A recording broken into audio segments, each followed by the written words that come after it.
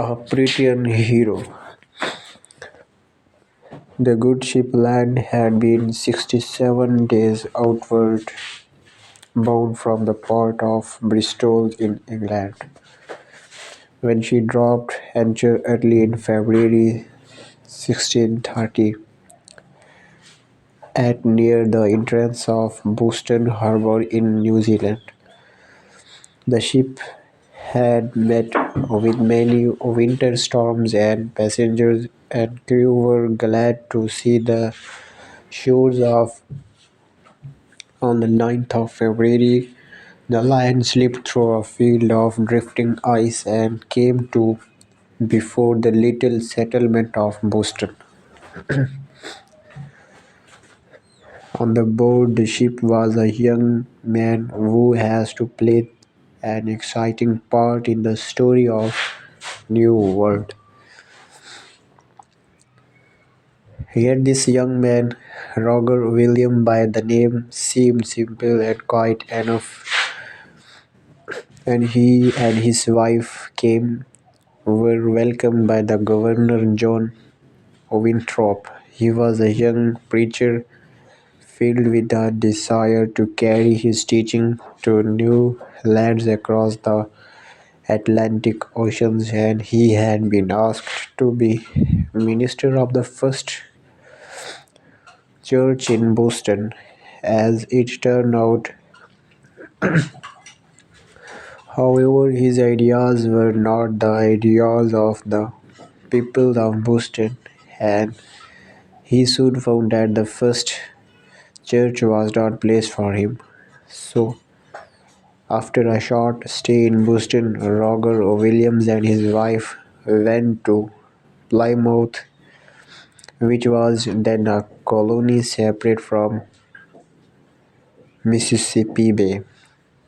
William Rafford, the governor of Plymouth, and his neighbors made the young preacher welcome, and there Roger Williams stayed for 2 years,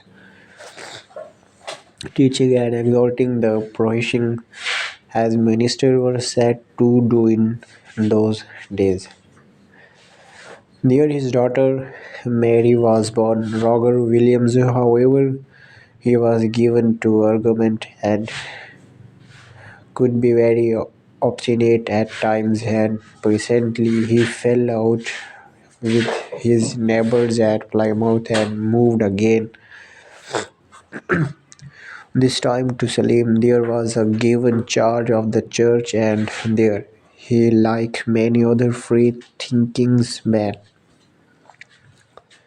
fell under the displeasure of the governor of the Mississippi Bay for some things he thought that submitted before the General Court of the Bay, and the court ordered him to leave the colony. He did not go at once. The governor with troops let him stay until the following January. When rumors came to Boston that Roger Williams was planning to lead 20 men of his own way of thinking to the country and there establish a colony of his own, John Winthrop objected seriously to any such performance.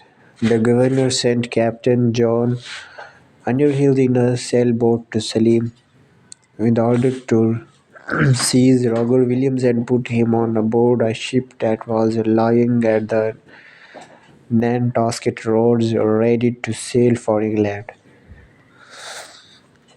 But when Captains Underhill and his men marched up to the house of Williams, they found that the man they wanted had failed 3 days before. There was no knowing which way he had gone. The wilderness stretched far wide to west and south, so they gave up the search for him and reported to Governor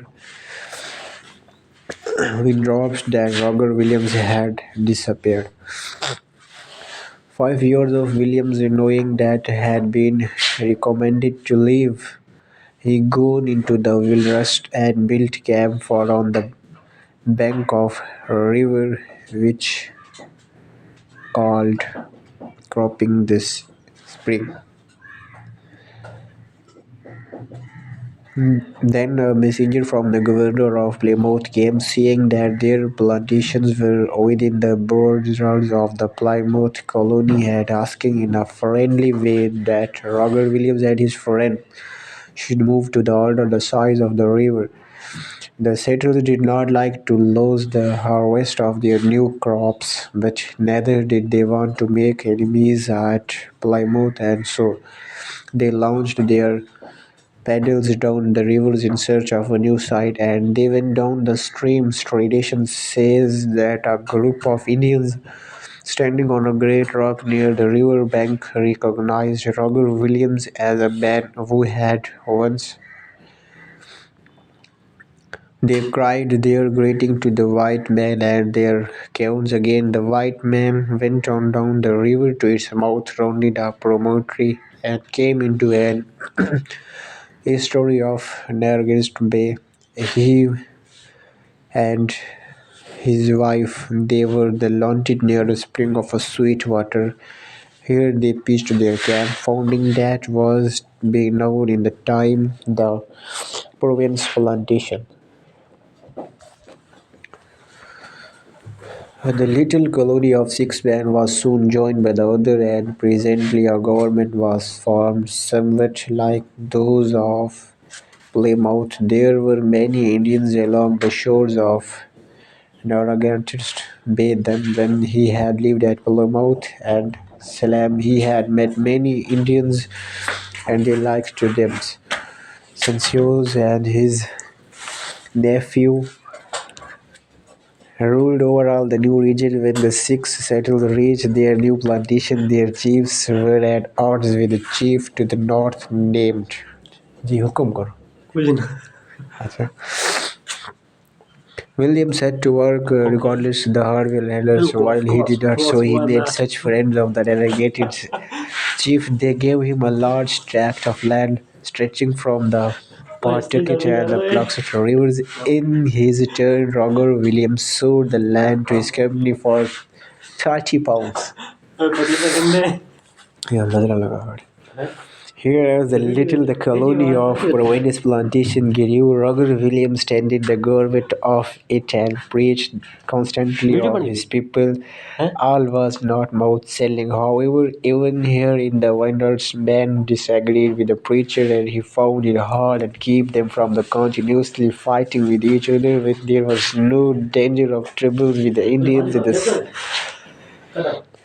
the sellers stirred up troubles of themselves, and Roger Williams had his hands full trying to keep first the white and the red men in the order. Every little while there would be some dispute, usually ending in bloodshed between the Indians and white men.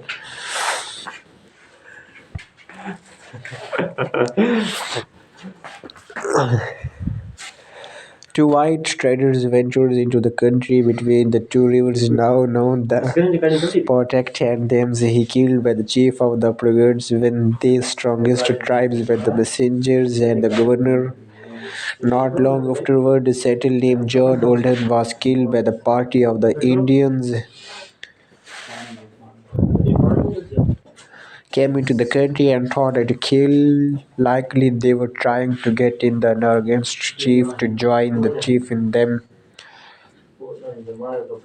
If these two tribes joined forces, it would be hard with the white men, so the people of Massachusetts Bay sent the message to Roger Williams, urging him to see his friends, the Narragansett, and try to keep them from joining with the Pequots.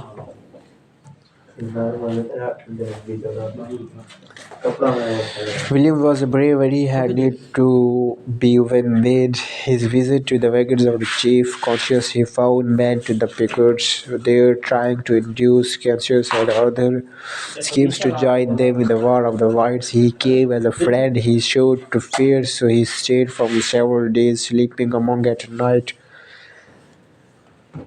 If he had no suspicion that the pirates might want to kill him alone and unnamed among so many of them, and he talked with them with the delegates, urging them to be the friends with the white men who had come to live among them.